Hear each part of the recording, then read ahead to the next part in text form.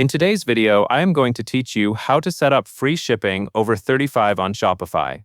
This setup is a great way to encourage customers to add a little more to their cart while keeping your shipping offer clear and automatic at checkout. You will be creating a free shipping rate that only appears when the order total reaches $35 or more, and you will do that by adding a condition based on order price. Start by going to your shipping settings and then scroll down until you reach the section called Shipping Zones.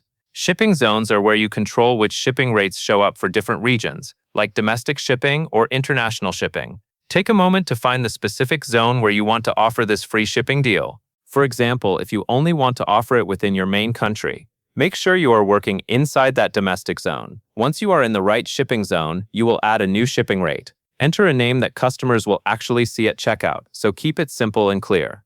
A common option is free shipping over $35. Naming it this way helps customers understand why it is available, and it reduces confusion during checkout. Next, set the price for this rate. In the price field, enter 0.00. This makes the shipping rate free when it appears. Be sure it is exactly 0, so Shopify does not accidentally charge a small amount. Now you will add the rule that controls when this free rate shows up. Click Add Conditions. When Shopify asks what type of condition you want, select Based on Order Price. This is important because you want the free shipping to depend on the customer's cart total, not on weight or another factor. After that, set the minimum price to $35. This means the free shipping option will only appear when the order total is at least $35.